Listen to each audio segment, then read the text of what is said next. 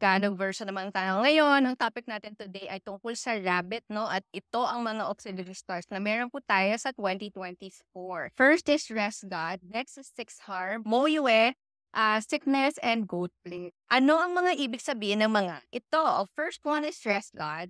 Ang kagandahan po sa 2024, lalo po kung meron po tayong sakit ng 2023, is makakapag-recuperate, no? Makakapagpagaling po tayo sa 2024. Makakahanap kayo ng panahon, tamang tao, tamang doktor, or even tamang lugar na makakatulong po, no? Sa pag-heal nyo po within 2024. So maganda yan.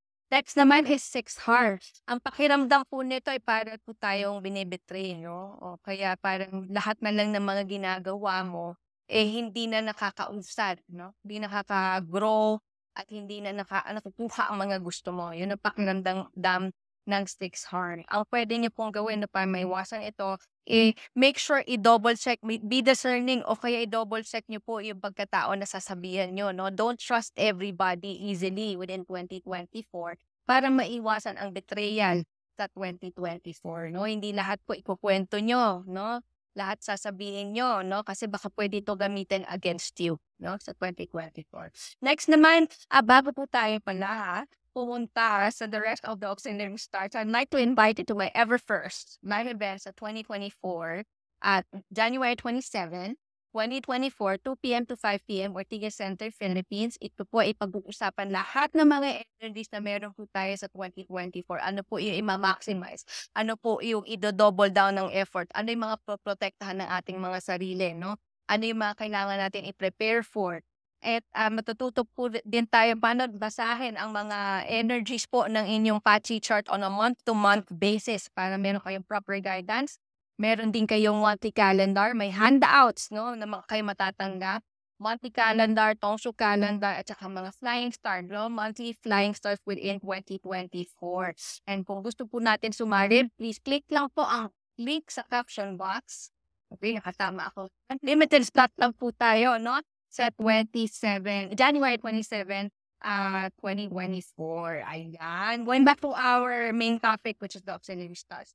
Next is Moyuwe. This is all about instability o kaya naman insecure. No? Pakiramdam ko parang masyadong maraming nangyayari. Maraming nangyayari, hindi tayo nakakahabol. No? Parang ganun ang pakiramdam. Okay, nagiging insecure o kaya hindi kayo papakanib sa mga nangyayari around you kasi parang masyadong mabilis, okay, yung pakiramdam natin. My suggestion po, no, is para magkaroon ng clarity, i-list down po natin yung mga certain goals na gusto nyo ma-achieve. And then, pagka may mga sudden changes, mag-adjust po tayo kaagad, no, mag-adapt po tayo the soonest possible. Bukas na tayo mag-complain. Better yet, next year na tayo mag-complain. Ngayon po, address po natin yung mga changes na nangyayari. Adapt po the soonest, gawa ng paraan para po hindi tayo nahihirapan, no? Mahirapan sa mga mabilis o mga changes because changes is part of life. So make sure that you adapt the soonest para yung pag-uusad, no, mangyari na kasi nakapag-adapt na kayo. Next naman is sickness. No? There's indications of poor health o kaya mahina ang immune system. So, pagka nakakaramdam tayo ng pagod na kayo, gusto nyo na magpahinga, gawin po ito, no? Kasi kailangan po na bibigyan natin ng atensyon ng ating katawan para mas magkaroon tayo ng productivity within 2024. Makapagtrabaho tayo within 2024. Kasi health is wealth. Okay, next naman is both blade, no? Masyado kang impatient, okay? Nagmamadali na matapos ang mga certain things or nagmamadaling gawin ang mga certain things when in fact hindi tama, no? Hindi sufficient ang planning mo o kaya naman hindi tama ang resources mo, hindi kaya, no? Habulin yung mga gusto mong gawin, no? Sometimes that happens to us, no? Parang gusto na lang gawin pero without thinking carefully, without researching carefully, tama ba? Am I doing the right activity? Okay, so just be careful po, ano, when you make plans, make sure para maiwasan ito, when you make plans, you practice researching, due diligence, no? Alamin niyo po in and out ng mga details of your decision para maiwasan po natin ang mga regrettable feeling, no? Magkaroon ng regrets because hindi po natin nagawa ng tamang pag-aaral ng mga ating desisyon. Next ng gold need, this also indicates injuries and accidents at saka robbery. So make sure po you double check all your belongings. Secure your locks, no? Dagdagan po natin yan kasi prone tayo sa robberies and robberies within 2024. And then when it comes to injuries and accident, make sure po, no?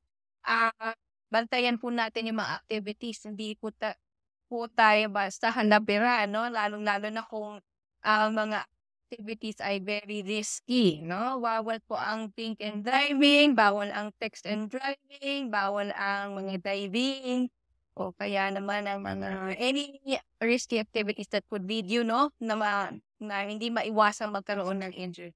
So, paano kunin ang Patchy chart? Scan lang po natin ang QR code, register, libre po yan, no? Pasok lang po natin ang birth hour at saka yung birthday natin.